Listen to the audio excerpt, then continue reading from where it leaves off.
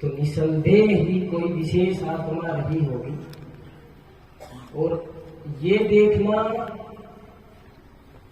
कि सभी शांति से बैठे हैं, सभी एक दूसरे को नमन कर रहे हैं, तो आप इतना तो सोच ही सकते हैं कि सिर्फ कपड़े साधारण पहनते थे इसलिए इकट्ठा नहीं हुए हैं,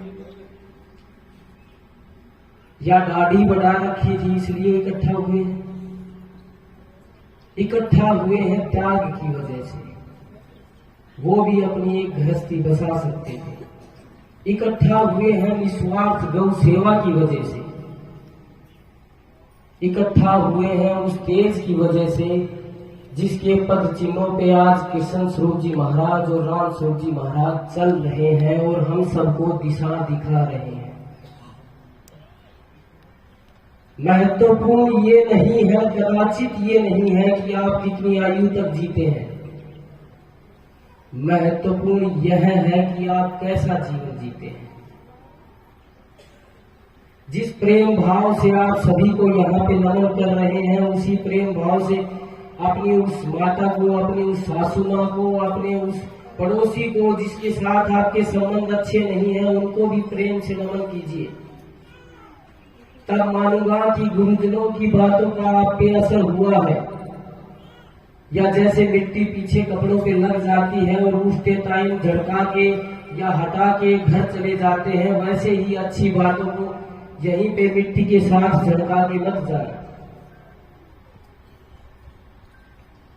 चरण स्पर्श करता हूँ पीछे बैठी माताओं का, चरण स्पर्श करता हूँ गुरुजनों का, सभी को अभिनंदन, बड़े बुजुर्गों को। आप पीछे बैठी हैं तो इसका ये मतलब नहीं है कि आप से हम श्रेष्ठ हैं तो आगे बैठे हैं। पहली गुरु आप हैं। गुरुओं के नाम से पहले मैंने आपका चरण स्पर्श इसलिए किया है क्योंकि पहली गुरु ही आप हैं। घरों की स्थितियां इतनी खराब हो चुकी हैं कि 8 सदस्य घर में हैं और 14 मोबाइल घर में, 6 मोबाइल इंतजार कर रहे हैं नए सदस्यों का। 5 लोग बैठे हैं, कोई आपस में बात नहीं कर रहा, सभी मोबाइल पे लगे हुए हैं। और आप देख रही हैं और आप सभी देख रहे हैं तो भविष्य बहुत ही खतरे में है। तुरंत से बड़े लोग, जो बड़े लोगों ने गलती की है, पहले बुजुर्गों ने की है, अचानक से एकदम से परिवर्तन आ गया। उनके टाइम पे तो चिट्ठी से व्यवहार होता था, फिर अचानक से फोन आ गए, तो परिवर्तन तत्काल हुआ है। तो हमें भी तत्काल संभलना पड़ेगा। सभी अपनी पुरानी बातें बताएं, बच्चों को इकट्ठा करें कि ऐसे हम पैदल जाते थे, ऐसे फूटी कोड़ी नहीं होती थी। ये भाई जींस लेके क्यों आया है तू? जब तेरे को पहनने में दिक्कत होगी, तेरे पेट में बहुत टाइट आ रही है, इतनी महंगी लेके आया है। और तन ही तो ढकना है, अच्छे कपड़े अपने स्वदेश में ही निर्मित कपड़े, अपने टेलर को पैसे देंगे, व्यवहार बढ़ेगा, ये क्यों नहीं पहनता? सेवा भाव माताएं उत्पन्न करने में नाकाम हो रही है। बच्चे ने कुरकुरे का पैकेट मांग लिया, माता उससे आगे भाग रही है, पिता उससे आगे भाग रहा है, मैं लेके आऊंगा, मैं लेके आऊंगा। कौन डांटेगा उसे? गुरुजनों के पास आप लेके आए, अच्छे अच्छे विचार मिलेंगे, सहपरिवार आए, मान लिया, पर पहली गुरु तो आप ही हैं। एक वाक्य बताता हूं मैं। व्यक्तिगत तौर पे तो एक गौशाला चलाता हूं जुई, हरियाणा में। गुरुजियों से मुलाकात हुई, अच्छा प्रेम हुआ तो आना जाना हो गया। पर मैं जीवों से प्रेम है तो सांप भी पकड़ लेता हूं और किसी जीव को बुरा नहीं समझता, प्रकृति के लिए भी और खुद के लिए भी। तो खाना खा रहा था तो फोन आया कि एक सांप निकला हुआ है और अग्रवाल परिवार से हूं। बोला कि सेठ जी आप आओ तो ठीक है, नहीं तो कहीं मारना पड़ेगा। तो फोन पे मैंने स्पीकर कर रखा था, क्यों खाना खाते खाते ऐसे उंगली से स्पीकर कर रखा था। मेरी माँ दूसरी रोटी लेके आ रही थी, रोटी वापस लेके बोली जा, नहीं तो मार देंगे, पकड़ के छोड़ के आओ उसको। तो माँ सिखाती है, और यदि आप सिखा ही नहीं रही हो तो फिर आप देख लेना बुढ़ापे में आपकी सेवा भी नहीं बनेगी। मिट्टी में जाता है बच्चा तो बोलते हैं छी गंदा। बुढ़ापे में जब सारे काम लघु शंका दीर्घ शंका सब बिस्तर में ही करनी पड़ेगी, तब वो छी गंदा नहीं बोलेगा। क्या सजा सवार के सबको हीरो बना के क्या ले लेंगे हम, समझ नहीं आ रहा। विदेशों में बहुत अच्छी सफाई है, सारी चीजें क्रमबद्ध है, पर परिवार नहीं है, और वो चिंतित है इस बात से कि परिवार नहीं है। बच्चे बच्चियां साथ में रहते हैं, एक साल भर रह गए, कभी 2 साल भर रह गए, ये सिस्टम चला हुआ है। हमारे यहाँ परिवार है तो आप पे दारोमदार है कि आप उसे खोने ना दें। घर में जब कोई बैल बूढ़ा हो जाता है तब सोचते हैं कि किसी गौशाला में दे आए या बाहर छोड़ दें या रात को बड़ी में छोड़ाते हैं। पर यदि उसी बैल की सेवा माता कहे जा बच्चा बारिश आने वाली है, बूढ़े बैल को अंदर करके आ, पिताजी कहे भाई अच्छी अच्छी चीजें खिलाया करो, भाई गुड़ का दलिया बना के खिलाया करो, तो बच्चों के मन में निसंदेह भाव जाएंगे कि बिना कोई काम के भी बुजुर्गों की सेवा की जाती है। अब वो हल नहीं चला रहा, अब वो गाड़ी भी नहीं खींच रहा, फिर भी उसका ध्यान रखा जा रहा है, तो वो आपका ध्यान क्यों नहीं रखेंगे? सीमित समय के लिए खुश हो जाते हैं, भजन सत्संग किया है, एक अच्छा माहौल भी है, चारों तरफ वातावरण भी अच्छा है, हम खुश हो गए, घर जाके फिर वही उधेड़ बुन। तो परिवार को बचाए रखना जरूरी है, और जरूरी है त्याग करना। अब इतना बोला हूं, गुरुजी इतने अच्छे से बोले हैं कि कम से कम 15 दिन में एक बार तो बिना भोजन के रहे तो शरीर अच्छा हो जाएगा।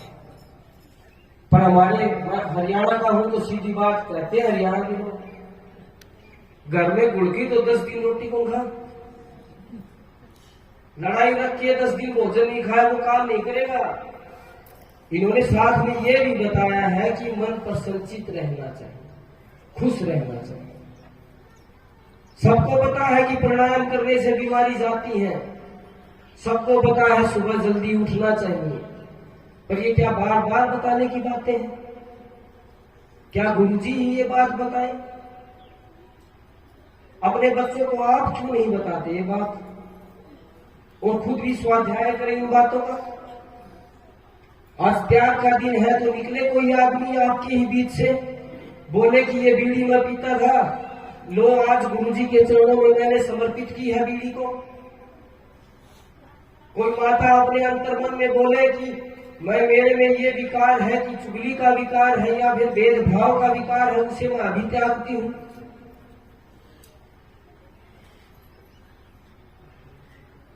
और यदि ऐसे ही जीवन जीना है, एक भारी भरकम शरीर के साथ, एक थर-थर पड़े शरीर के साथ, बीमारियों के साथ, खांसते हुए, हांफते हुए, और पैंट टाइट पहन के पेट को ऐसा ताला लगा के, और एक बड़ी महंगी गाड़ी में घूम के सोचे कि आप सुखी हैं, कदाचित सुखी नहीं है आप।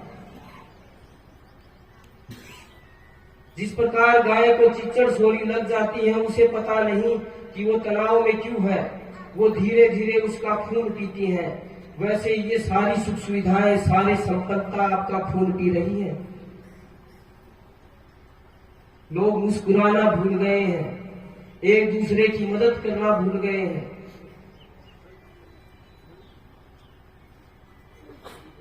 मातृशक्ति से फिर आह्वान है, बेटा और बेटियों में जरा सा कंचित मात्र भेद ना करें। 5 साल की बेटी 5 साल के लड़के को न तो भागने में जाने देती है, न खेल कूद में, न जानकारी में। उसे यह जरूर पता होगा बुआ का क्या नाम है, मामा का क्या नाम है, मामा कौन से गांव में है। लड़का तो ऐसे ही मस्त मोला रहता है। क्या कारण है कि वही लड़की 18 साल की होती है तो रोड पार करने में उसे 10 बार देखना पड़ता है, इधर भी, इधर भी, इधर भी, इधर भी। हम उसे बार बार टोकते हैं, ये मत पहन, ये मत कर, ये मत कर, ये मत कर, ये मत कर, उसे संकुचित बना देते हैं। क्यों रानी की झांसी की रानी लक्ष्मीबाई क्यों पैदा नहीं हो रही? क्या इन्हीं संस्कारों से पैदा हो जाते हैं अच्छे बच्चे?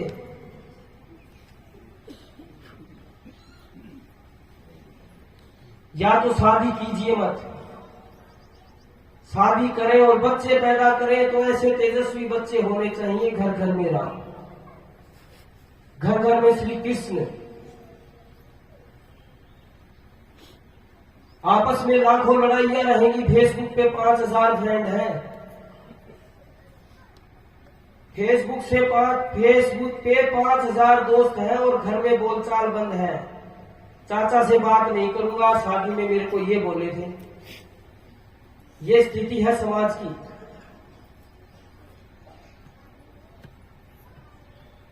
एक कुत्ता जो पूरी रखवाली करता है घर की और पिछले 5 साल से घर के एक सदस्य की तरह काम करता है, उसको यदि कोई दिक्कत है, कीड़े पड़ गए हैं तो दवाई डालने के लिए टाइम नहीं है। वो टाइम है पूरा टाइम फोन को देने को, पूरा टाइम अनगढ़ बातें करने को। और ईश्वर की प्राप्ति भी निसंदेह बता रहा हूं आपको, आपके अंदर से है। खुद को समझना उतना ही महत्वपूर्ण है जितना ईश्वर की प्राप्ति महत्वपूर्ण है। मेरा नाम यदि मैं आशीष की जगह महेश बताता तो क्या मेरा अस्तित्व नहीं होता?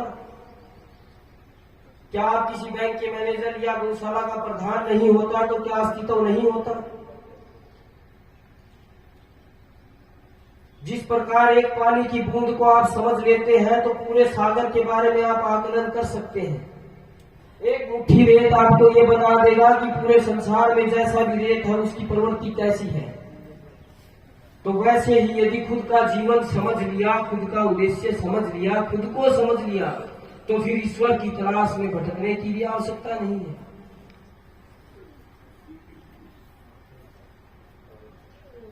ऐसे बच्चों को पैदा कीजिए। कोई निकल के कहता है कि गली चौराहे पे कोई पुलिस वाला यदि नाजायज पैसे ले रहा है तो गाड़ी रोक के बोले कि तेरा काम ये गलत है, और घर में पिताजी का सर फोड़ दे 1 मिनट में लड़ाई होने पे।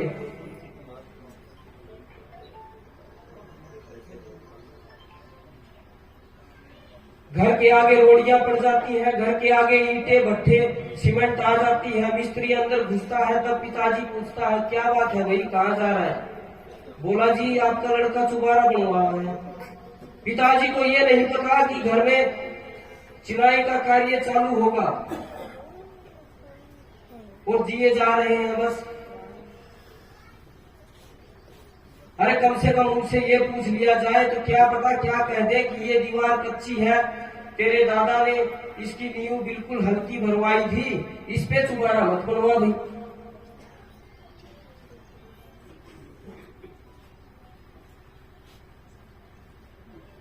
ये बात अच्छे से सोच लीजिए, जीवन अच्छा बनाना है तो परिवार को सुदृढ़ बनाना होगा।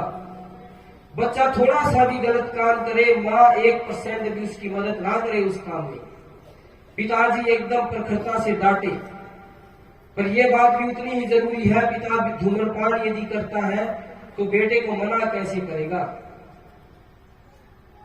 नित्यनेम प्राणायाम कीजिए, भागम भाग में मत रहना। पृथ्वी गोल है, आप कितना ही घूमते रहिए, जितना तेज घूमेंगे उतना ही जल्दी उसी जगह पे आएंगे। तो आराम से घूमिए ना। कई ऐसे काम हैं जिनको हम ज्यादा महत्वता देते हैं, बाकी इतना महत्व उनका प्रभाव नहीं है, जबकि शरीर महत्वपूर्ण है। घर कोई व्यक्ति बच सकता है, घर नहीं बचा जिसके घर में एलोपैथी दवाइयां नहीं चलती हैं, कोई बीमार ना हो। और कोई भी आदमी ये नहीं कह सकता कि मैं बीमार नहीं हुआ आज तक। और सबको बताया प्राणायाम करो। गुरुजी ने इतने अच्छे तरीके से बताया है कि एलोवेरा घृत कुमारी का सेवन करें, गिलोई का काढ़ा पिए। यहां तक सुन के चले जाते हैं, आगे क्या। तो आज पुण्यतिथि का दिन है, आप इस बात पे विशेष ध्यान देना कि त्याग करके जाए बुराइयों का। काम मुश्किल है थोड़ा सा। हमारे वहां हुक्का चलता था गौशाला में, बोला हुक्का बंद कर दिया तो फिर काम काज भी गुणा होगा, मना भी नहीं आऊंगा भाई। आप सभी आ रहे हैं, फिर बीड़ी बंद की। तो धीरे धीरे सब छोड़ सकते हैं, ऐसी बात नहीं है। मन पे काबू करने से सारे काम होते हैं। अरे किसी प्रिय के घर जाना छोड़ देते हैं छोटी सी बात पे, धैर्य नहीं रखते लड़ाई करते टाइम पे, कई बातों पे गुस्सा आ भी जाता है, थोड़ा सा धैर्य रख लो।